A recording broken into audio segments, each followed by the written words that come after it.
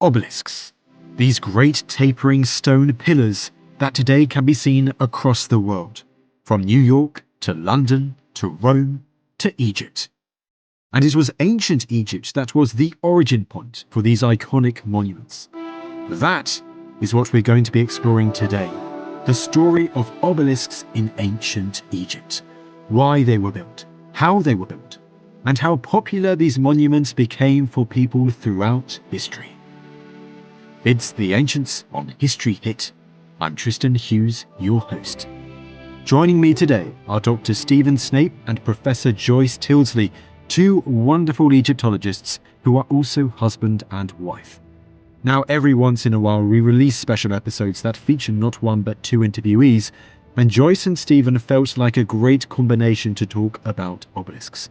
What they are, why the ancient Egyptians built them, and, perhaps most interestingly of all, how they went about building them.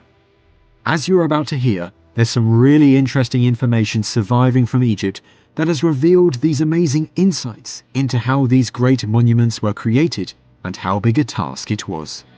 I really do hope you enjoy.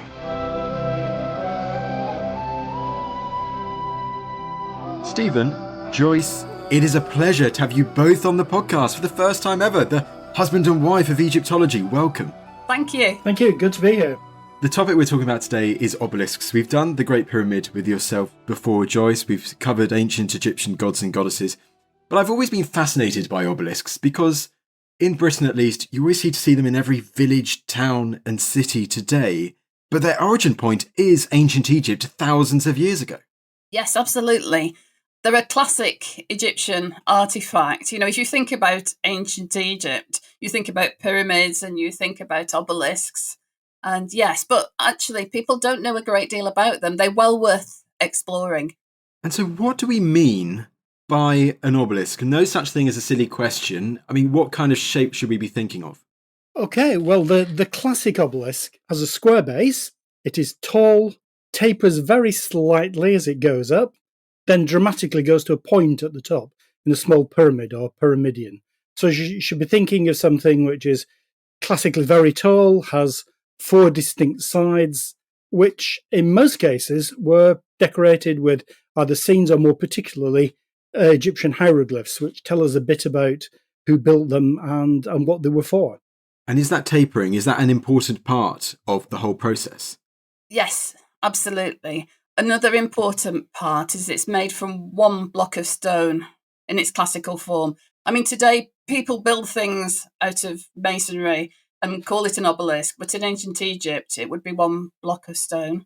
And in regards to that, would they vary, I'm guessing, in their height, the kind of mathematical proportions behind them? If you want a taller obelisk, would the ancient Egyptian architect or whoever have to think more about the kind of proportions and how high they can go and how much the taper would be and how much weight the square base could have? I'm guessing there's a lot of thought behind that, the kind of how tall your obelisk could be. Yeah, I think that's right. I mean, it is a critical thing because the idea seems to be for the classic obelisks, the really big ones that stood up in front of temples. The idea is that they're probably as big as you can get them. But the problem with that is you're dealing with a huge and heavy piece of stone, which is nonetheless quite thin.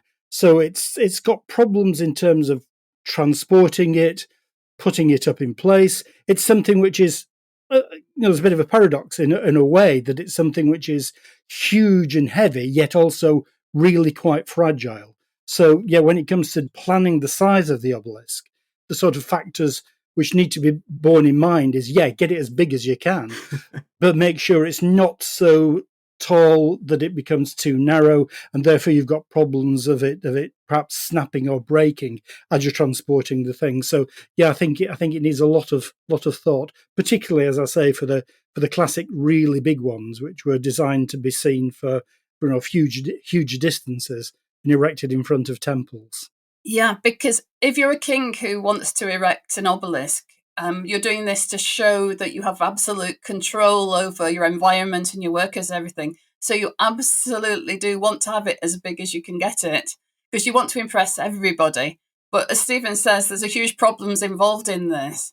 You just can't go on infinitely up. It would be very, very difficult indeed, especially to transport it and erect it. Yeah, I think that's an important point. The idea that this is something which is built by a king to impress people. It's. I think part of the idea of it being a really difficult thing to do because of those technical problems is part of the allure in the way that a king who can do this is effectively saying, look at me, I'm so powerful, I can do something which is really, really difficult. But I'm doing it for a number of reasons. In particular, I'm doing it for gods Yeah. and also to show my own power. So the fact that it is a really difficult thing to do is part of the whole idea. And of course, if you can do it, it shows that you have the support of the gods because the gods have helped you to do it. So by actually doing it, you're enforcing not only your own power and logistical power, if you like, your command over the resources of Egypt, but you're also showing that the gods are on your side. Because if they didn't want you to be able to erect it, you wouldn't be able to do it. Well, you guys have brilliantly kind of preempted my next question that was going to be, why did the ancient Egyptians build obelisks? But from what you were saying there about, the pharaoh projecting their power, but also you said that their proximity to the gods as well. Was that just one reason as to why the ancient Egyptians built obelisks? Were there people who weren't pharaohs who built obelisks and they wanted to do it for other reasons? Were there more than one reason sometimes as to why an obelisk would be built in ancient Egypt? Well, yes, there are multiple layers of reasons why you would build an obelisk. The ones that we're really talking about at the moment, or have so far, are the classic, really big ones. The ones which are 20 meters plus that go up in front of temples. Some really quite small ones will be put in front of tombs by private individuals. But they all seem to have the basic idea is that they're connected to the sun god. Because although we've been talking about them in terms of really difficult things kings can do and to impress people with their power, they do have really quite specific, again, I'm talking about the big ones, really specific localities which are in front of temples, but especially temples which are connected to sun gods. And that means that the really big ones only actually appear in two locations in Egypt. One is Heliopolis, near Cairo, which was the ancient center of the sun god Ra, and the other in the south of Egypt, at Thebes, modern Luxor, where you have the temple of Amun-Ra, who is also an important sun god. So the really big ones that we see, both still standing today, and more particularly, which have been taken down and erected other places, the big ones came from those two locations because they were so intimately connected with the sun. And the obelisk itself can be seen as a solar symbol, as if you like, well, two things. One, it's the rays of the sun shining down on the earth, and the obelisk is that idea of something intangible made solid, but also it's something which allows the kings to show that they're in contact with the gods because they're creating something which can reach up and touch the sky. And we know this, because they tell us. The reason we know so much about obelisks compared to other standing stones that you get in different parts of the world is they're covered in text, and they tell us what they're there for, and that solar connection, the connection to the sun, is absolutely vital when it comes to creating those big obelisks. I didn't realise that it was just kind of Luxor and Heliopolis as those main areas. Do we know of many big obelisks that have survived? I mean, can we count them on two hands, or were there many big ancient Egyptian obelisks in those two locations? There weren't that many, but there were quite a few. But the first thing to remember is that they come in pairs. So you wouldn't always raise one obelisk. Quite a few people did two. So that confuses it. And you get some pharaohs, like the female pharaoh Hatshepsut. She raised at least four. Wow. And she then tried to do an absolutely massive one. We think it was her. What we have is in a quarry at Azwan, the broken remains of an obelisk that would have been the tallest one to be raised in Egypt had it not cracked in half, which must have been really, really, really frustrating to everybody concerned. So you have some people who raise several. You have some people who raise, as far as we know, just one. And lots of pharaohs, of course, don't raise any. But they have, as Stephen said, they've been dispersed. The Romans in particular were very keen on obelisks, and they moved them around. So they moved them around within Egypt. So, for example, the two obelisks that we now call Cleopatra's Needles, There's one in New York and there's one in London. They're not connected to Cleopatra in any way, but they were brought from Alexandria because that's where they were standing at the time that they were found, but they weren't raised in Alexandria. So we have these obelisks sort of slightly moving around, and the Romans in particular moved a lot of Egyptian obelisks to Rome. So there are quite a few actually in Rome. Yeah, so you have to look all around the world to count them. Yeah. In fact, there are a lot more standing in Rome than there are in Egypt. In Egypt, there are just, of the big ones, there are 4 still standing in Egypt. In Rome, there are over a dozen, not all of them the very big ones. But as Joyce says, they moved around quite a bit. And some just seem to have disappeared. As Joyce said, Hatshepsut says she raised 4, 2 of them, with no idea where they are. King Amenhotep III, who is one of the great kings, he would expect to have raised obelisks, and we know from other texts connected to quarries that he did have several, perhaps somewhere between 6 and 8 obelisks, with no idea where they are. So some may have collapsed and still need to be discovered. Some, as Joyce said, have been transported to other places. Some may have been re-inscribed by later kings, because that's always a possibility, because some obelisks that we have inscriptions of several kings, and some they make no bones about it. Another big obelisk erecting king, Thutmose III, he seems to have started several that weren't finished. In fact, one which was erected by one of his successors, Thutmose IV, he says he found it had been lying around in a quarry for decades, and he just finished it off and put it up. So some of these obelisks have quite complicated histories in terms of who started them, who finished them, then subsequently been transported to several different locations. Well, you mentioned there in that answer, earlier on talking about ancient Rome and how these obelisks, they have spread much further beyond Egypt over the past few hundred years, and indeed also in antiquity too with the Romans. But before we get to that part of the story, I'd like us to go back to the whole building process, because you also mentioned in passing, these quarries and this location of Azwan. So what is this place called Azwan, and why is it so intertwined as this origin point in ancient Egyptian history for the building of obelisks? Aswan is the traditional southern border of Egypt, so it's as far away from the northern sites that you would expect to go down the Nile without being interrupted with cataracts. So it's a long way away from Heliopolis, and it's quite a long way away from Thebes as well. But it has hard stone. Egypt has building stone. It's got limestone and it's got sandstone, limestone in the north and sandstone further to the south. But it doesn't have a lot of this hard stones distributed throughout the land. So if you want to build an obelisk, you need hard stone. And so you have to go to these quarries, which causes, of course, all sorts of problems, because once you've cut your obelisk, you've got to transport it. But that's where they went to. And the quarries there, they still survive. You can still see how rock was cut out. As I said, you can see the unfinished obelisk still in place, which is really helpful because it gives us a really good idea as to how these things were cut out of the rock. Because, of course, granite is extremely hard, very difficult to work. And these quarries, it wouldn't have been pleasant working conditions. It would have been hot, it would have been dry, it would have been dusty. But we think we know fairly well how they actually managed to cut them out of the rock. And before we get to that, so granite, that is the type of hard stone that they have got in Azwan, is it? Is it red granite that I've got in my notes? Yeah, there are a series of hard stones at Aswan because it is the cataracts of the Nile there, which are formed of various, igneous stones.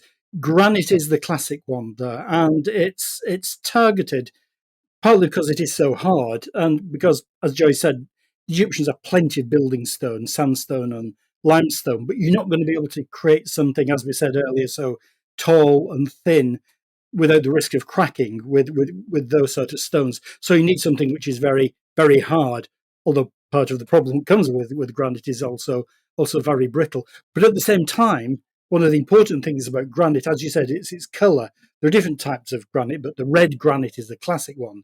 And that's a stone which is associated with the sun.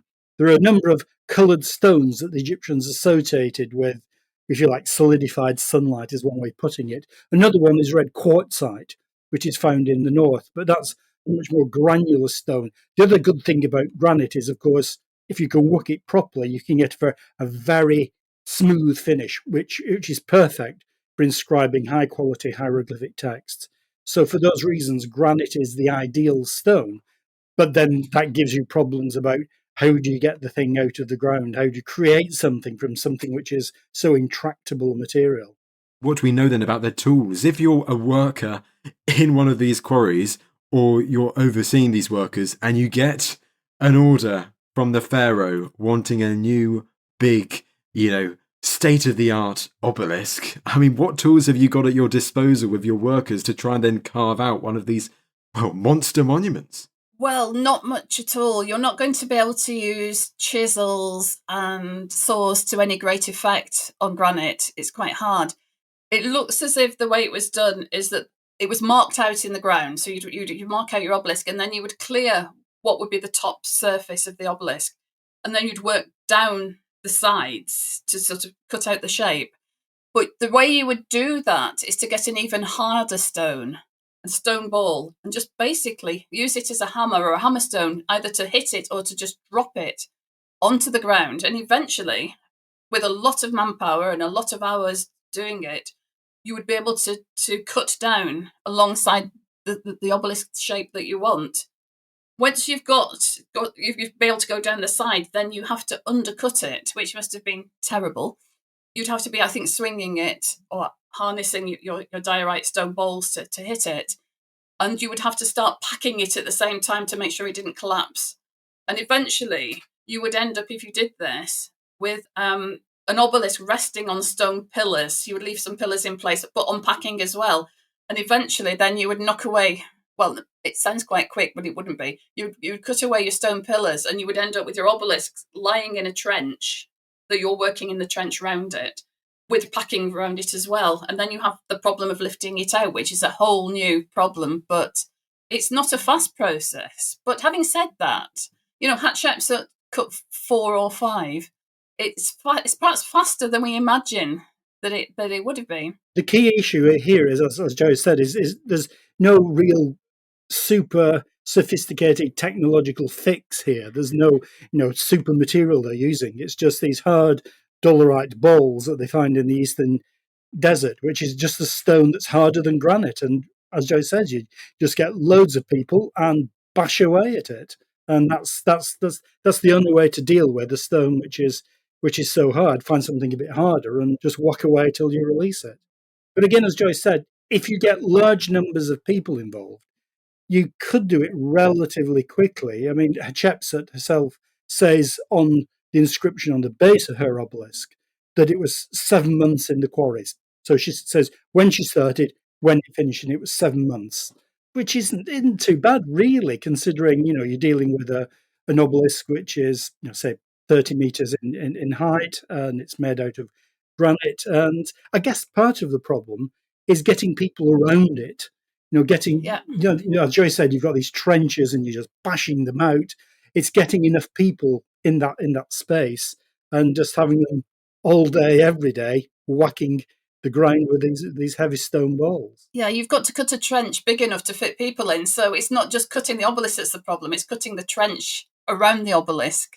You can't just do a thin cut, it's got to be quite wide. And of course, you've got to leave enough room so you can manoeuvre the obelisk out. Yes. You can't have an obelisk at the bottom of a trench because there's no way you're going to be able to lift it straight up. You're going to need to have some clearance so effectively you can roll it away from the quarry and down, presumably down to the river where you've got barges waiting for it.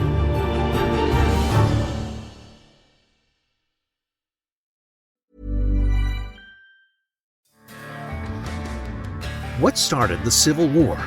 What ended the conflict in Vietnam? Who was Paul Revere? And did the Vikings ever reach America? I'm Don Wildman, and on American History Hit, my expert guests and I are journeying across the nation and through the years to uncover the stories that have made America. We'll visit the battlefields and debate floors where the nation was formed, meet the characters who have altered it with their touch, and count the votes that have changed the direction of our laws and leadership. Find American History Hit twice a week, every week, wherever you get your podcasts. American History Hit, a podcast from History Hit.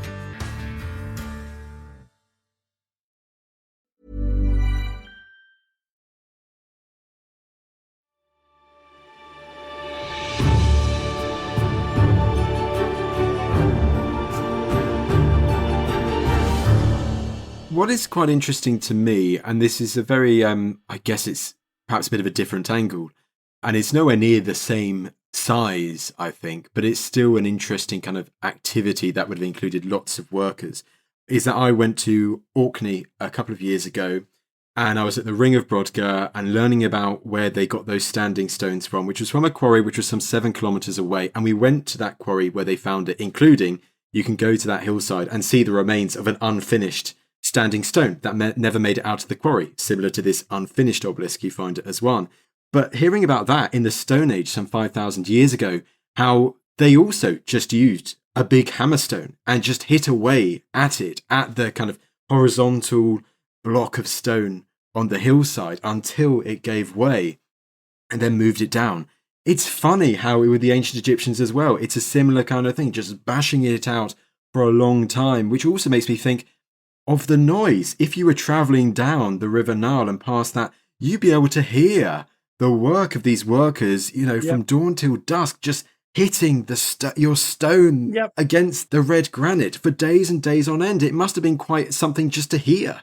Yeah, absolutely. But what you're saying is it really touches on something which is, I think, important for the whole idea of technology and building in ancient Egypt, not just obelisks, but also temples and pyramids as well. That on the one hand, clearly there's a high level of technical sophistication in terms of planning and architecture and so forth. But at the other hand, you've just got the application of brute labour force in having huge numbers of people to drag stones about and huge numbers of people just bash away. And I think when people think about ancient Egyptian technology, think, how did the Egyptians do this? What tools did they have or machines did they have which we don't have anymore, and what secret knowledge has been lost? It's not that at all. Yes, there's technological sophistication, but on the other hand, it is just the ability of the state, particularly the king, to get loads of people in the right place and get them to do what is, grunt work. And that's the secret to lots of these really quite astonishing achievements the Egyptians are able to bring off. Yeah, that's exactly what I was going to say. People are always looking for some, alien technology or help from Atlantis or something to explain how the Egyptians could do this stuff. But actually, if you have enough people, the technologies can be quite simple. You just have to repeat it over and over and over again, and to be prepared to finance that, and they could do it. Well, whilst we're on this, shall we also address that other thing that is regularly repeated? Do we think this workforce would have been slaves? I mean, what will we know about the workforce that were making these obelisks? We don't know very much about the workforce itself. We know a fair bit about the people who are in charge of it, because they left graffiti at the quarries themselves. They wrote hieroglyphic inscriptions saying, I was sent to get these obelisks. So we know quite a bit about those people. In terms of the labour force itself, I don't think we should be thinking about slaves, but I think we should, for the nature of this job, be thinking about impressed labour. In the New Kingdom, when most of these obelisks were created, quite a lot of the punishment for criminals was to send them off to unpleasant tasks. The classic one is being sent south into Nubia to work on the gold mines, which must have been really, really grim. But I imagine this is the sort of thing that you might get criminals working on as well, as a bit of local impressed labour. We do have other texts from roughly the same period. There's one of Seti I, who goes off to do a bit of gold mining and setting up temples in the desert. And it talks about the hundreds of people who went with that. And in passing, they note that several hundred of them just died. So we're talking about labour, some of which is dispensable. So one thinks of, in terms of criminals, in that sort of way. We don't, as far as I'm aware, have evidence for the sort of thing which is going on when they're building pyramids, where you have quite a lot of, again, it's compulsory labour, but it's but you get people from all over Egypt being called upon the corvée for labour taxation in effect. So you'll go from your village and you'll go to the pyramid site and you'll work there for a few months, and then having paid your dues, you'll then go home. We don't have that sort of evidence for obelisk building. But I guess perhaps it was a bit more, not so much a long-term permanent thing as pyramid building projects were. So you wouldn't need long-term labour at the site. So perhaps thinking about it as being criminals or a bit of local labour being impressed to do it might be the way of thinking about it. But honestly, we don't have those sort of records which allow us to be absolutely precise about that. It's interesting because we do have records of some criminal trials, and we can see that the process is, if you're found guilty, you're not sent off to jail to do nothing. You will be used and you'll be sent off, like Stephen said, to the gold mines or to the quarries or whatever. And I think for many people, it must have been a death sentence. It must have been absolutely horrific. I mean, there's also the possibility at sometimes of using prisoners of war to also work in the quarries. Yeah, I don't think you get many people wanting to work there unless they're in an administrative capacity. Yeah, really hard. And you also mentioned in passing there, so New Kingdom Egypt. So that's the time you mentioned names like Hatshepsut and Seti I, perhaps also names like Tutankhamun, isn't it? So that's mid to late second millennium BC, more than 3,000 years ago. Is that the period of time that we should be imagining that these quarries at Azwan, building obelisks, creating obelisks, that's when they were doing the most of that? That was almost kind of the zenith point of building these great monuments. Yes, and that's also the time that they're starting to really enhance the Carac Temple at the same time. So the two are kind of going hand in hand. There's a lot of building work going on in Thebes. It's less easy to see what's happening in Heliopolis, but yes, that's right. Yeah, I think there are clearly some earlier obelisks. So the earliest big obelisk that we've got is a Senwosret, the first obelisk at Heliopolis, and he's of early Middle Kingdom, so several centuries earlier. We don't seem to have much more big obelisk building for the rest of the Middle Kingdom, although it may be that we've got obelisks that have just disappeared. As Joyce said, Heliopolis is in a really poor condition as an archaeological site, and there may be early and Middle Kingdom stuff there. But like Joyce said, in the New Kingdom, where you get Carac Temple expanding, we get Heliopolis expanding even more. Those are the real high points of obelisk building. But also, we're dealing with very powerful rulers. The kings of the 18th dynasty and the early part of the 19th dynasty. These are the ones who were able to control significant amount of resources. And yeah, in the Old Kingdom, we've got kings who were controlling lots of resources. Otherwise, we wouldn't have pyramids at places like Giza. In the New Kingdom, they're employing those resources in slightly different ways, and not in the royal tomb itself, but largely in temple building, and the obelisks go along as part of that. And the connection to the sun god as well is a strand which runs all the way through. So they want to show their piety towards the sun god, but with the expansion of Thebes, of Karnak as becoming a place which is really developing in a big way as a centre for a sun god, in addition to what's always been the case at Heliopolis. Yeah, there's the potential for lots of places where people who have got those resources and the ability to control those resources are able to do that and want to do that. Also, you get a sense of almost competition within the family as well, that once one has started to do it, the next one has to do it, but do it better. So my obelisk is bigger and better than yours, right? Yes, exactly. So I'm a bigger and better king who is favoured more by the gods and more powerful. Hatshepsut actually tells us that her father told her to build obelisks, and he, Thutmose I, also raised obelisk at the Carac Temple. So it seems to be a family thing, particularly the Thutmoside families are very keen on doing this. They are very keen on the Carac Temple complex and enhancing it. Well, you mentioned Carac Temple complex there. So if we keep on Azwan for the moment, but think about, let's say, Carac Temple some 3,000 years ago in the New Kingdom at Luxor, which is, ancient Thebes, as the destination. If we continue with that whole process from obelisk being made at the quarry to ultimately being erected at Carac Temple, we've got to the stage where the workforce have used those great hammer stones to hammer out the shape of the obelisk and then cut away those kind of stone pillars beneath. But I mean, surely there's more to do before moving it to the river then? I mean, I look at an obelisk today and I look at the sides and they're incredibly smooth sides, aren't they? So isn't there, if you're just using stones, surely all four sides, it's still quite a rough design. Do they do the next part, the kind of refining of it at the quarry as well, and then the decorations? What do we know about that? It's a really good question, the extent to which they're finished at the quarry itself. On one level, you might expect that to be relatively limited, in as much as if you are transporting this thing, you're dragging it to the river to put it on the barge, and once you've unloaded it at the other end, there's going to be lots of manhandling and manoeuvring and dragging around. So you wouldn't expect the finish to be that smooth. On the other hand, you don't really want to have a lot of work on site once you've erected it. You don't want to put up something which is rough and then have the issue of smoothing it off all the way down. It's a difficult one.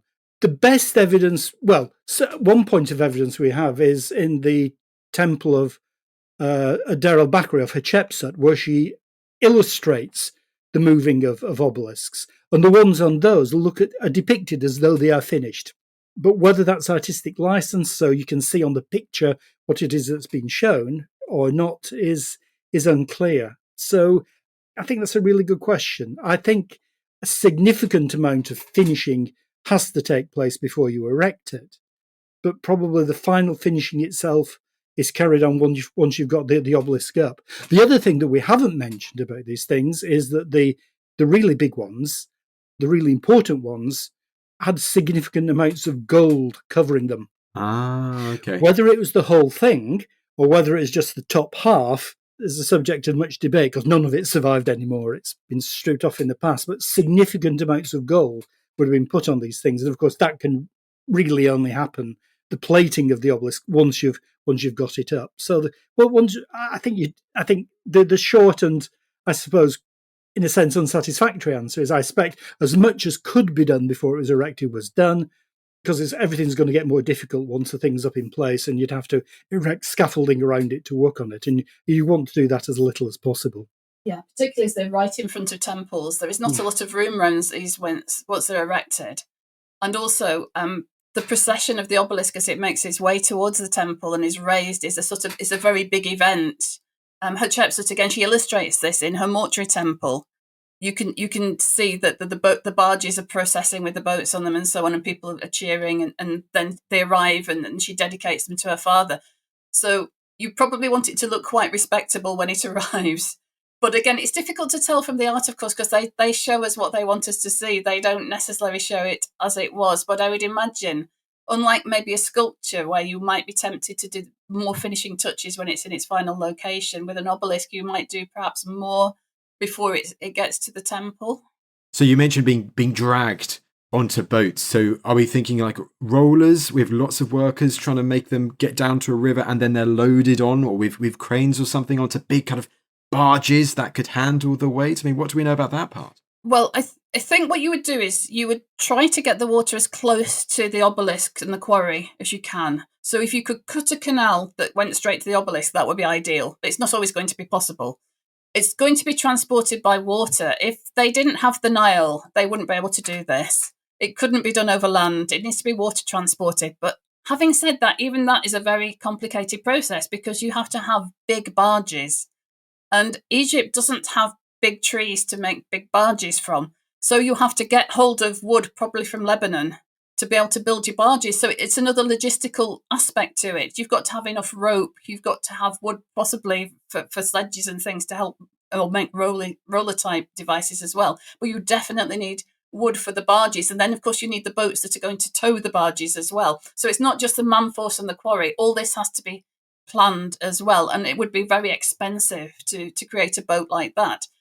How they got them onto the barges, we're not quite sure. But it seems to be a question of, basically, you get the boat as close as possible, and then you weight the boat down so that it's low in the water by putting stones in it, heavier than the obelisk.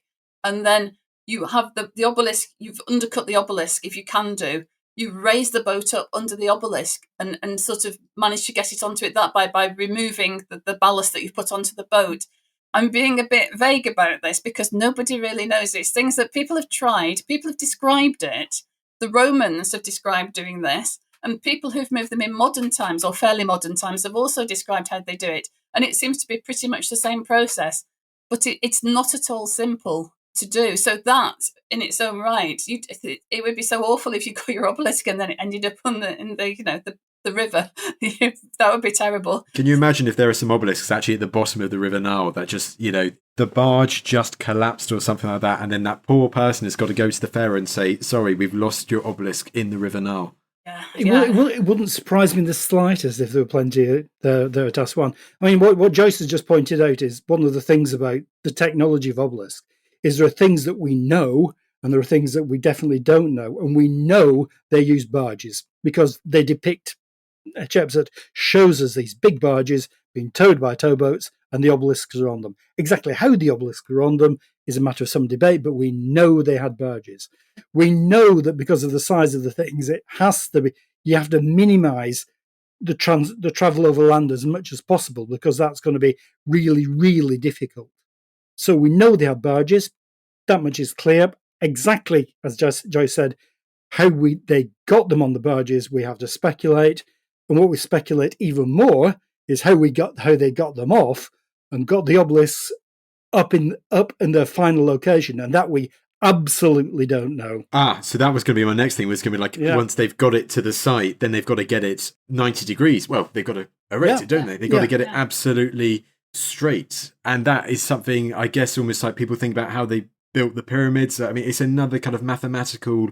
Brilliance, I guess, the kind of equations that you need to try and get it completely straight and then stay there, keep it steady.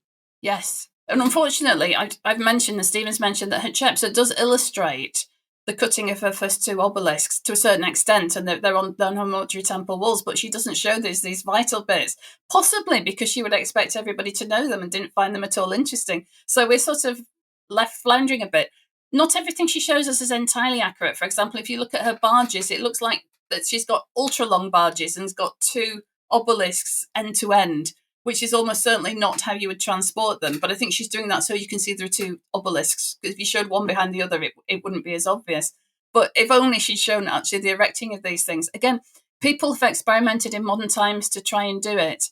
And the idea is that it basically you dig a pit and you use ramps and you slowly tip the obelisk up. But again, as I think I've already said, it's made so much harder because you're erecting it in front of a temple that's already there. So you can't have it over the worst. I don't know if this would ever happen, but if you overbalanced and went into the temple, that would be really, really difficult as well. That wouldn't be good. No, you'd have questions to answer there, I think, in the dozens. You have to be fairly accurate with what you're doing. And I think possibly that would be the hardest part of the whole process is to get it up. And once it's up, it's probably fairly stable if you've put a pit there. Bit full of sand and rocks that you're slowly removing, and you're using ramps as well because the Egyptians are very good at building ramps. But yeah, an amazing feat. I mean, people have suggested all sorts of weird things like kites and water power and so on, but there's no evidence for anything other than manpower and very basic engineering knowledge, which they're great at. Yeah, the important thing is the use of ramps. We know that the Egyptians used simple ramps for lots of really huge building projects, pyramids, temples. And for those things, it's really straightforward because the idea is you're getting a stone up in the air and putting it on top of other stones. So, that's straightforward. The problem with the obelisk is you've got this long, thin thing and you've got to get it upright the right way around. So how are you going to do that? Well, the idea is you pull it up a ramp, which is fine. You've got it elevated over the base because you've got the base there, quite a small target to hit. But then you've got to get it down the other side of the ramp and hit that base almost vertically. And again, it has to be supported. We're back to this thing. It's huge and heavy, but it's fragile. And you don't want to leave bits of it unsupported because the chances are it's going to snap under its own weight. So you've got to drag it up a ramp. You've got to somehow get it to come down the other side of the ramp, yet still be supported and hit that target, and then be somehow adjusted into place. So it's an amazing technical achievement, as I said, that they're hitting that target. But exactly how it's done, we simply don't know.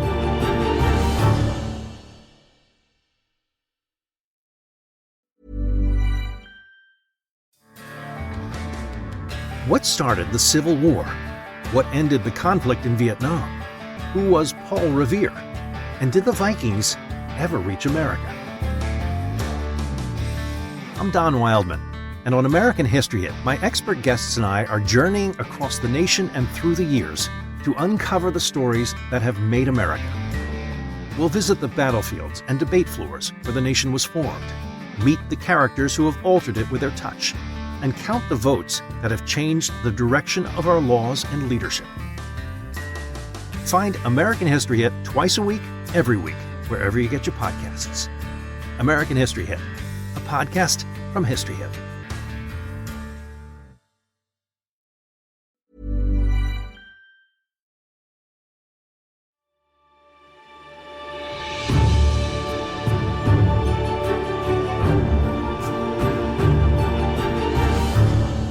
I think you guys have brilliantly talked through that whole process, and it's such an extraordinary part of the obelisk story, the kind of erection of one, hundreds of miles away from the quarry that it was created in.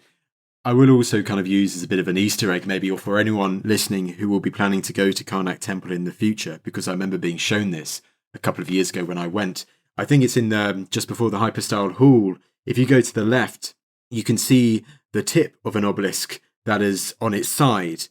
And if you look very, very closely, this comes back to the point you mentioned earlier, Stephen, is you might be able to see what almost looks like drill holes in the tip of the obelisk. Those holes were for then putting on top the golden tips or the metal tips, do we think? And you have it right there. You can see at Karnak, like the tip of an obelisk up close, and see where, kind of how they would have then applied that gold on top to make it shine in the sky.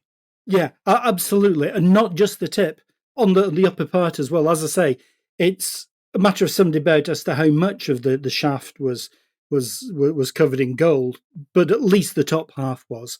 And the part of the reason we know this, yes, you're quite right. They've got these holes for attachment of gold plate, but also on the obelisks themselves, they talk about it, and in the descriptions they say things like, "No, these things were covered in gold, so that they will reflect the rays of the sun and light up the two lands when the sun hits them." So they're very much, we're going back again to this idea that they're connected with the sun and the sunlight. That the idea is that, yes, these things are covered in gold, they're very visible, they're very impressive, but also at the same time the sun is radiating from them as it hits these things.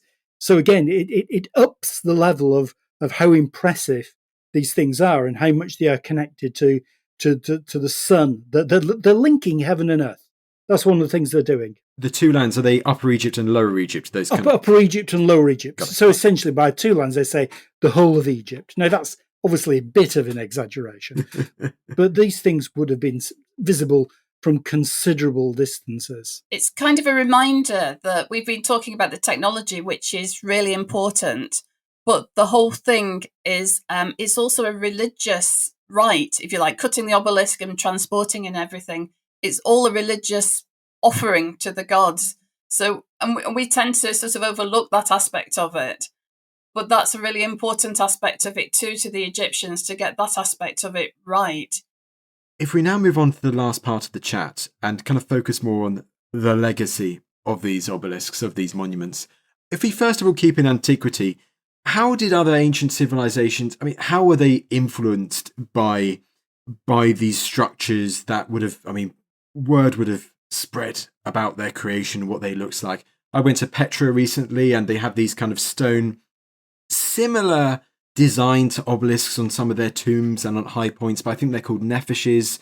Obviously got the Kingdom of Kush further south in Sudan, don't they, which have a heavy influence from Egypt.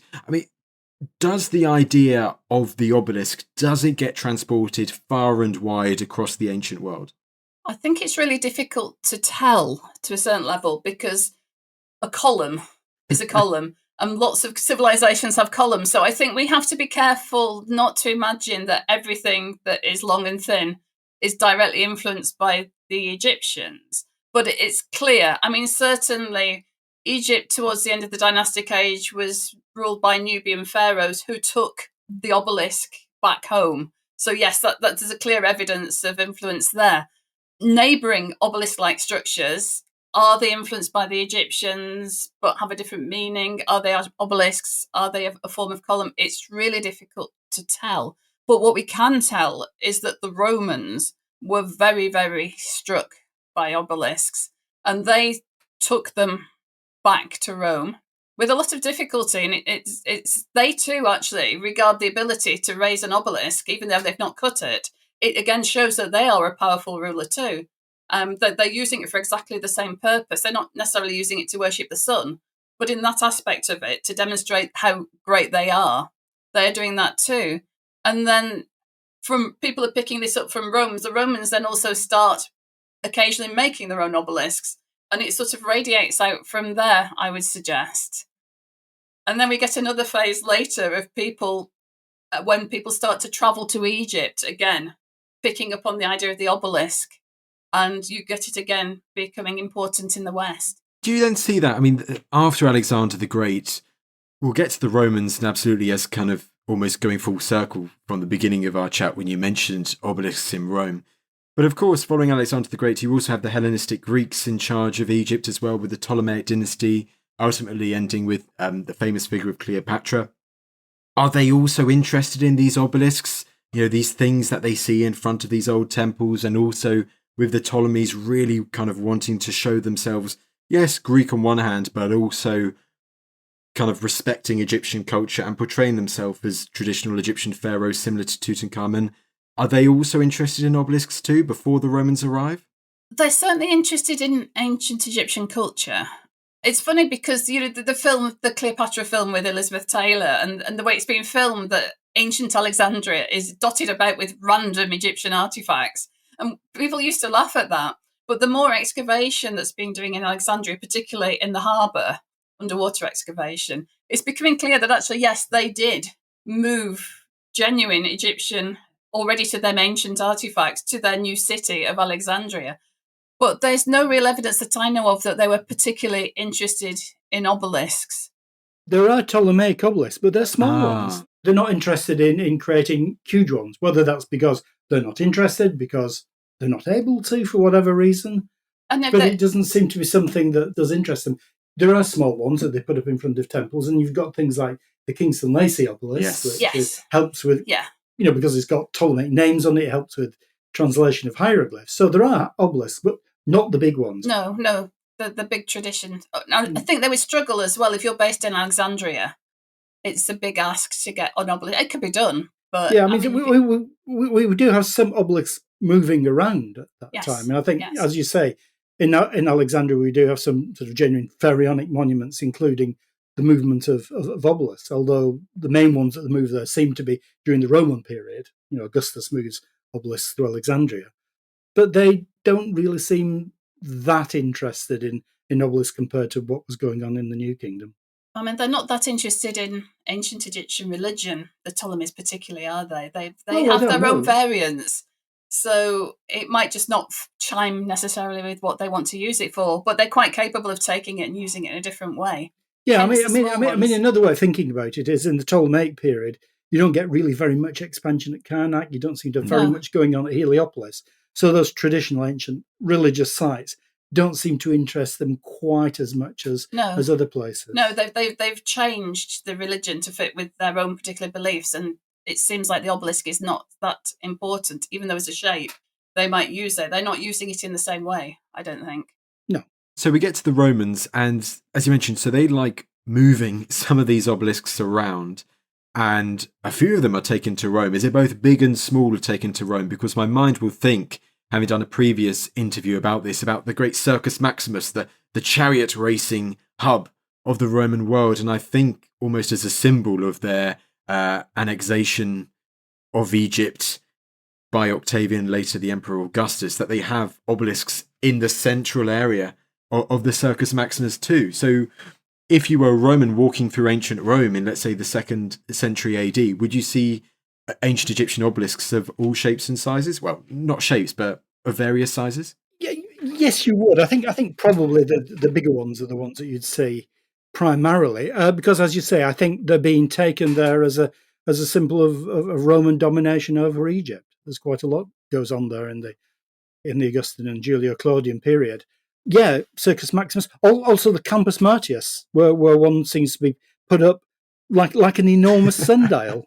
I mean, literally, there's an enormous sundial. The ground is laid out to look like that, which is an interesting afterlife of it as a solar symbol. I'm not sure that that solar idea has necessarily been reflected. It's just there as a big pointy stone that you can use in that sort of way. So for the Romans, clearly there is that idea of imperial domination and exoticism as well, and of course it fits in with the Augustan agenda of finding a city in brick and leaving it in stone, that sort of thing. And part of the stone is Egyptian stone from the empire. And when do we see that be revived again? Is it with the imperial powers of the 17th, 18th, 19th, 20th centuries? Is that when you start to see people taking a really big interest in obelisks again? These visual ancient things with this mysterious hieroglyphic writing on them too. Is that when you start seeing them being transported now with steam power and everything across the seas to places which will include the United States, Britain and France? People were always interested in the obelisks that were in Rome, and when they were trying to decode hieroglyphs, they would try and use those, but they would also, unfortunately, use fake Egyptian artifacts in Rome, and it didn't really work out. So they were getting nowhere. But it's really after Napoleon's invasion of Egypt, and Egypt starts to open up to Westerners, and people become more aware of these, that they now start to be seen as desirable in the West, and they are either taken or given to people in the West. So you get someone like Belzoni, who retrieves the obelisk that is now in Kingston Lacey. You get some of them given by gifts, but it's a difficult gift because if somebody gives you an obelisk, you've got to move it. You can't always move it. It's a difficult one, but it's about that time that they start to spread out. On that Kingston Lacey one, I remember doing something on that not so long ago, which is in a Dorset country house. William John Banks, who is involved in the deciphering of hieroglyphs and does that part of his grand tour to Egypt down the River Nile, doesn't he? But I believe getting that obelisk from the Temple of Philae to England, that last step of it going to the country house of Kingston Lacey, I believe he uses the Duke of Wellington's gun carriage. Well, I think my favourite transportation story is Cleopatra's Needle, the one that's standing in London, where they have to create a special ship to transport the thing, which itself is towed, and it gets lost. There's a storm, it gets detached, and it gets lost, and then is later found floating around. Yeah, people died, didn't they? Transporting Cleopatra's Needle. And Belzoni, again, is a little point, but he retrieves the Kingston Lacey obelisk, and he has to leave it till the water level is high enough in the Nile for him to move it. So it's very interesting that we can learn from how people have transported these things in modern times. It gives a really good insight into the problems that the Egyptians faced. It's interesting that the two Cleopatra's Needles, the one in New York and the one in London, the people who transported them or were responsible for transporting them, both wrote books about their experience because they thought that it was such a major thing and such a difficult thing to do that they actually preserved it for us to read.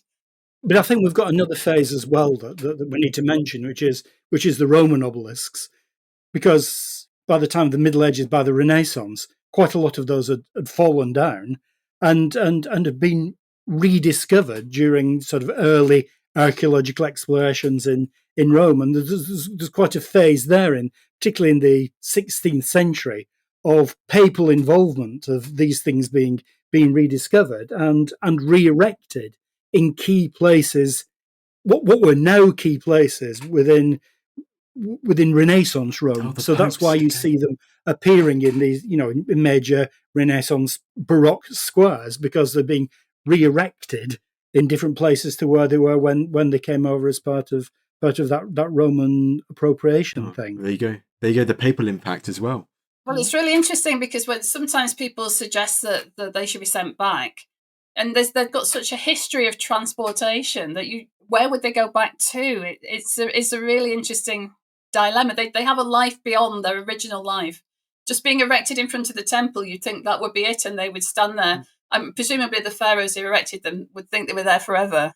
But no, they have their own afterlife and they go on to have their own histories, all of which seem to be fascinating. They absolutely are. And I'm very, very grateful to you both for doing this interview with me today. I've always wanted to do obelisks, and you both have highlighted the extraordinary wealth of information that there is to them, and also the amount of mystery that there still is, for instance, with various parts of their building process. Joyce, you've been on the podcast several times before, and it's always been a pleasure. Stephen, it's been a pleasure to have you on for the first time, hopefully not the last. As said, husband and wife, brilliant Egyptology couple, and it just goes to me to say thank you so much for taking the time to come on the podcast today. Oh, thank you. It's been fascinating. Yeah, it's been a pleasure. Well, there you go. There was husband and wife Egyptology couple Dr. Stephen Snape and Professor Joyce Tilsley talking through the story of obelisks in ancient Egypt and their legacy down to the present day. I hope you enjoyed today's episode. Joyce, she has been a regular on the podcast. She's been the star of several past episodes, varying from Nefertiti to the Great Pyramid of Giza, to also featuring in our recent Egyptian Gods and Goddesses mini-series last year. So if you would like more episodes with Joyce Tilsley, you can find them in our Ancients archive.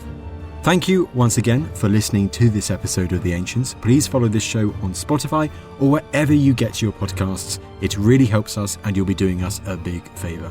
If you want more ancient history videos and clips in the meantime, then be sure to follow me on Instagram at AncientsTristan. Don't forget, you can also listen to us, The Ancients, and all of History Hits podcasts ad-free and watch hundreds of TV documentaries when you subscribe at historyhit.com/subscribe.